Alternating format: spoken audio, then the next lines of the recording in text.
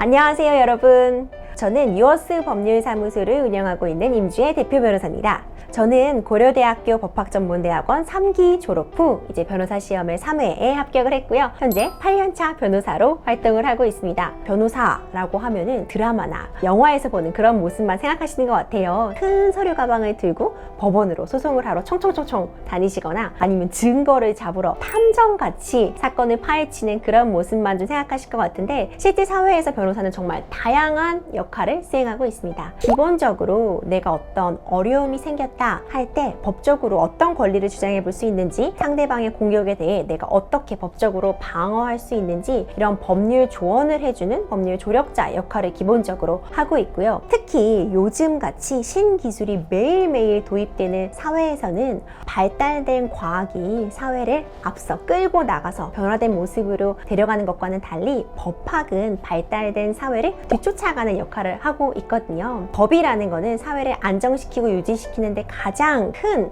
도구가 되는 것이기 때문에 신기술이 도입이 됐을 때 기존의 법률 체계와 위반되는 부분은 없는지, 이 신기술이 도입이 되니까 새로운 법이 필요하게 된데 그 법을 어떻게 개정해야 되는 게 좋은지, 이런 법률 서비스를 좀 전체적으로 제공하고 있다. 단지 소송을 하는 것뿐만 아니라 요즘은 다양한 스타트업 회사에서 이런 법률 자문을 구하는 자문도 많이 들어오고 있거든요. 소송, 자문, 상담, 여러 가지 업무를 담당한다, 이렇게 말씀드리고 싶고, 특히 저도 방송이나 강의를 굉장히 많이 나가고 있거든요. 요즘은 변호사가 단지 소송만 하는 게 아니라 방송이나 각종 강연, 이런 다양한 곳에서 많이 활동하고 있다는 점도 꼭 알아주셨으면 좋겠습니다.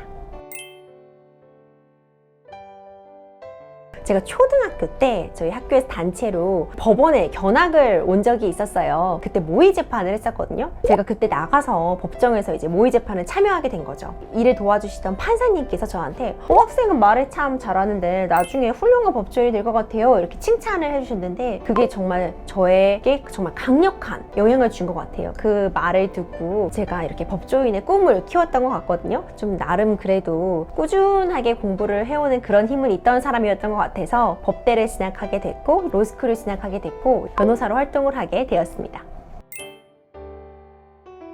이제 많은 변호사분들이 중요한 사건을 맡았을 때 가장 기억에 남는다, 이렇게 생각하실 것 같아요. 예를 들어서 굉장히 유명한 분의 변호를 맡는다거나 굉장히 큰 금액으로 승소한다거나, 그런 경우도 사실 기억에 남고 보람 있는 순간이죠. 근데 제가 개인적으로 가장 보람이 되는 경우는 변호사님이랑 상담하고 나니까 소송까지 가지 않고 상대방이랑 좀 원만하게 해결될 수 있을 것 같아요. 법적으로 제가 이런 권리가 있다는 점을 상대방이랑 얘기하고 나니 오히려 좀 저의 문제를 객관적으로 보게 되고 원만하게 합의가 되었습니다. 일이 끝났어요, 해결이 됐어요, 이런 말을 들었을 때가 저는 가장 보람 있거든요. 저와 상담을 하고 나니까 큰일이 일어나지 않았어요, 어려운 일이 겪을 수 있었는데 예방이 됐어요, 이런 얘기를 들었을 때가 제가 가장 보람 있는 것 같고요. 변호사 하면서 가장 힘들 때라고 꼽는다면 사실 객관적으로 이기고 진다, 승소한다, 패소한다는 없어요. 예를 들어서 누군가 1억을 구하는 재판을 했다고 생각해 보세요. 제가 그걸 방어하는 입장에 있다고 할 때 상대방이 1억을 요구했는데 내가 5천만 원만 주게 됐다, 이런 재판 결과가 있다고 한다면 상대방 입장에서는 5천만 원이라도 받았으니까 내가 이겼다 생각할 수도 있는 거고, 1억을 받아야 되는데 5천만 원밖에 못 받았다, 나는 졌다, 이렇게 생각할 수도 있는 거잖아요. 반대로 주는 입장에서는 한 푼도 안 줘도 되는데 5천만 원이나 줘야 돼, 이렇게 슬퍼하는 경우도 생기고, 5천만 원이나 아꼈다, 5천만 원만 주면 돼, 이렇게 기뻐하는 경우도 생기죠. 모든 일이 이렇게 상대적인 거예요. 안타까운 경우라고 한다면 승소나 패소 이런 때보다 아무래도 변호사를 하다 보니까 가정에서 일어나는 그런 법률 일을 다루는 경우도 정말 많아요. 요즘 워낙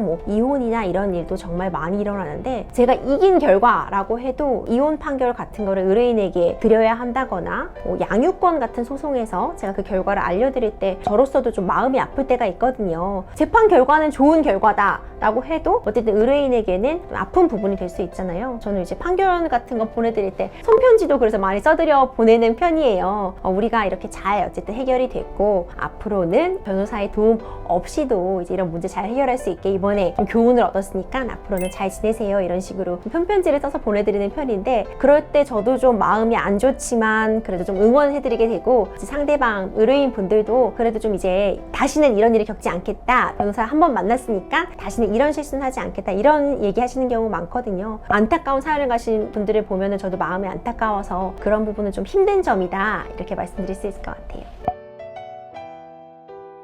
네, 청소년들 요즘 변호사 찾아오시는 경우가 사실 많아요. 사실 요즘 학폭 같은 것 때문에 이제 학교폭력심의위원회가 학교에서 많이 열리게 되고, 경우에 따라서는 변호사 상담을 받고 가시는 경우도 많이 있거든요. 그래서 저한테도 이제 학폭 관련 상담 오시는 분들이 계시죠. 잘못한 부분이 있다면은 좀 냉정하게 좀 꾸짖어 드리기도 하고, 이런 부분을 잘못했으니까 반드시 사과와 반성이 있어야 된다, 이런 얘기를 드리기도 하고, 반대로 이제 피해자 입장에서 오셨을 때는 법적으로 이런 권리가 있다, 전학을 가라고 뭐 요구할 수도 있고, 분리를 요구할 수도 있고, 심리 상담도 받을 수 있다. 제일 제가 항상 드리는 말이, 청소년들이 범죄의 피해자로 노출되는 경우도 굉장히 많거든요. 요즘 뭐 카카오톡이나 이런 메신저 상에서 언어적인 폭력을 당하는 경우나 신상 같은 거를 인터넷에 유출하는 행위, 정말 나쁜 행위죠. 이런 피해자가 오셨을 때 자책하는 경우가 많아요. 내가 뭔가 잘못해서 이런 일이 벌어졌나 쉬쉬하는 경우가 많은데, 피해자는 잘못이 없습니다. 나쁜 건 가해자죠. 피해자는 적절하게 법조인의 도움을 받아서 자기가 권리를 행사하면 되는 거거든요. 나쁜 사람은 반드시 벌을 받고요, 피해자는 반드시 구제받는다, 이런 얘기를 좀 진실되게 해드리고, 이게 제가 그냥 해드리는 말이 아니라 다 법적 근거를 가지고 해드리는 말씀이기 때문에, 이런 상담을 진행하고 나면 저도 좀 기억에 남고, 청소년 분들이 희망을 갖고 좀 기분이 좀 나아져서 돌아가시는 모습을 보면, 아, 이 직업 하길 잘했다, 이런 생각이 듭니다.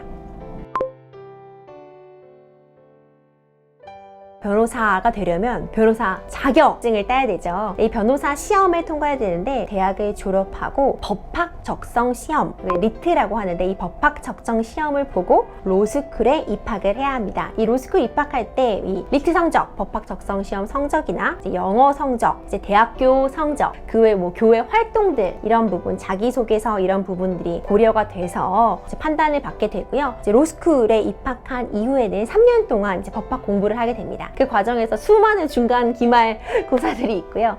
그리고 졸업시험을 보게 되죠. 이런 과정을 통과하고 나면 이제 변호사 시험을 보게 되는데요. 과목도 좀 많고, 객관식, 서술형, 그리고 기록을 보면서 작성한 기록형으로 구성이 되어 있어요. 최종적으로 변호사 시험을 보고 합격을 해야지 변호사 자격증을 취득할 수 있습니다. 이렇게 보니까 변호사 되려면 시험을 좀 많이 보기는 해야 되네요. 학생들이 그냥 막연히 공부 되게 잘해야지, 공부 엄청 잘해야 변호사 되는 거 아니에요? 이렇게 물어보시는 경우가 많거든요. 사실 변호사가 공부를 잘해야 하는 직업은 아니지만, 공부를 많이 해야 되는 직업은 많아요. 그 시험 본 과목을 다 셀 수도 없을 것 같아요. 헌법, 행정법, 민법, 민사소송법, 형법, 형사소송법, 뭐 집행법, 상법, 회사법, 벌써 너무 많죠. 다 공부해야 되고, 또 책이 막 한 번에 막 이렇게 되잖아요. 공부를 잘해야 하는 건 아닌데, 공부를 꾸준히 해야 하는 거는 맞아요. 완주해야 된다, 이런 얘기를 드리고 싶은데, 저도 전혀 그렇게 특별하게 머리가 좋은 사람이 아니거든요. 시험 과목이 있으면 5회독을 하면 붙는다고 하고요. 10회독, 그러니까 10번 그 책을 보면 못 붙을 시험이 없다고 시험을 본 사람들이 얘기를 하거든요. 꾸준히 성실하게 이 책을 끝까지 완주하고, 한 번 더 보고, 한 번 더 보고, 이런 좀 힘은 갖추고 있어야지 변호사가 될 수 있다, 이렇게 얘기를 해드리고 싶고, 말을 잘해야 돼요, 이런 거 물어보시는 경우가 있는데, 변호사는 말로써 어떤 의뢰인의 고민을 해결해주는 직업이 아니라, 논리적으로 사고하고 그 사고한 내용을 글로 잘 풀어써서 어필하는 직업이기 때문에, 굳이 뭐 내가 언변이 뛰어나지 않다거나 아니면 활발한 성격이 아니다, 대외적인 대항적인 성향이 아니라고 해서 걱정하실 필요는 없는데, 아무래도 좀 말을 잘한다거나 좀 외향적인 성격이라면 업무를 하는데 도움이 되는 부분이 있겠죠. 하지만 그렇지 않다고 해서 변호사가 될 수 없다, 전혀 아니고요. 글을 잘 쓰는 능력, 그리고 논리적으로 사고하는 능력을 키우시는 게 좋을 것 같아요. 학창시절에 뭘 준비하면 좋겠냐, 이런 거 물어보시는 경우 많은데, 저는 좀 책을 많이 읽으라고 권해드리고 싶어요. 많이 읽다 보면은 생각하는 힘도 길러지는 것 같아요. 학창시절에는 꾸준히 공부하시면서 책을 많이 읽는 거, 그리고 다양한 사람들이랑 얘기 많이 해보는 거, 얘기를 많이 해보면서 자기 생각도 정리되고 내 생각을 조리 있게 표현하는 법도 배울 수 있거든요. 그 정도를 추천드리고 싶습니다. 변호사를 희망한다면 공부의 과정이 굉장히 길잖아요. 이 과정을 거쳐야지 변호사가 될 수 있기 때문에 변호사는 좀 돈을 잘 버는 직업 아니에요? 이렇게 생각한다거나 좀 멋있어 보여요. 양복 입고 정장 입고 좀 멋있어 보이는데 이 정도의 마음가짐으로는 제가 말씀드렸던 긴 과정을 끝까지 완주하기가 힘들 것 같아요. 내가 진짜 이 직업을 얼마나 원하는지, 내가 어떤 변호사가 되고 싶어서 이 직업을 택하고 이 긴 공부 기간을 거치려고 하는지, 이거에 대한 본인의 확고한 좀 믿음이나 신념이 있어야 된다고 생각을 하거든요. 내가 진짜 이 직업을 원하는지를 꼭 한번 생각해 보셨으면 좋겠고, 사실 어떤 직업을 가질지를 학창시절에 당장 결정할 필요는 없어요. 굉장히 많은 기회가 널려 있기 때문에 사실 변호사로 활동하면서 저처럼 방송이나 강연을 하시는 분들도 많고, 요즘은 기자로 활동하시는 분들도 많고요. 의사 하시다가 변호사 하시는 분들도 있고, 변호사 하시다가 회계사 하시는 분들도 있고, 하나에만 국한된 게 아니라 다양한 직업을 경험해 볼 수 있거든요. 주어진 교육 과정을 잘 따라가시면서 운동도 열심히 하시고 친구들과 재밌게 지내시면서 책도 많이 읽는다면 저절로 어떤 변호사가 되는 토양은 닦아지지 않을까 생각이 들고, 하나 제가 제일 강조드리고 싶은 건, 여러분 제발 운동하세요. 모든 체력이 있고 건강해야지 공부도 할 수 있고 변호사 업무도 할 수 있는 거기 때문에 청소년 여러분 제발 운동하고 튼튼해지세요. 꿈사다리 장학사업 장학생 여러분, 변호사를 희망하시는 분이 있다면 저는 적극 저의 후배가 되어달라 이렇게 러브콜을 보내고 싶거든요. 4차 산업혁명 시대가 오고 로봇이 등장한다고 하는데 변호사 사라지는 거 아니냐 이런 얘기를 많이 하시는데, 제가 이런 말씀을 드려요. 변호사가 사라지게 된다? 로봇 변호사가 등장하게 된다면, 로봇 AI가 변호사의 업무를 대체하게 된다면 로봇 AI를 도입해도 되는지 검토하는 변호사가 필요할 것이다. 앞으로도 변호사는 계속 필요할 것 같아요. 다만 그 일하는 모습은 달라질 수 있을 것 같거든요. 예전과 같이 책만 보면 되는 게 아니라요, 신기술을 이해할 수 있어야지 변호사도 할 수 있어요. 개인정보나 데이터, 다양한 분야의 신기술을 좀 검토하는 일을 많이 하는데, 기술을 빨리빨리 접하고 새로운 문화를 알고 있는 여러분들이야 말로 새로운 어떤 그 신기술이 법적으로 어떤 영향을 끼칠지 도입하는데, 검토하는데 적임자다 이런 생각이 들거든요. 저는 변호사라는 직업의 매력을 느끼는 게 정직한 직업인 것 같아요. 시험이라는 공정한 선발 절차가 있습니다, 여러분. 이 시험을 통과하면 누구나 변호사 자격을 가질 수 있고요. 그리고 내가 노력하기에 따라서 내가 얼마나 공부하냐, 내가 의뢰인과 얼마나 열심히 소통을 하고 의뢰인에게 원하는 결과를 주느냐, 적정한 법률 판단을 내리느냐에 따라서 내 능력을 객관적으로 평가받을 수 있고 경제적인 보상도 받을 수 있는 직업이라고 생각하거든요. 지금 주어진 환경에서 열심히 공부하시면서 책 많이 읽고 또 열심히 운동해서 체력도 기르시면서 천천히 내가 어떤 직업을 가지실지 생각을 해보시면 좋겠고, 변호사를 희망하신다면 저와 함께 이렇게 법원에서 만나거나 방송에서 만나거나 저의 후배로 저와 함께 일을 하시고 싶으신다면 책도 많이 읽고 다양한 활동에 참여하시면서 풍부한 경험을 쌓아라 이렇게 말씀드리고 싶어요. 변호사는 누구나 할 수 있습니다. 다만 끝까지 완주할 수 있는 사람이라면요, 그럼 완주할 수 있는 힘을 기르시길 바랍니다.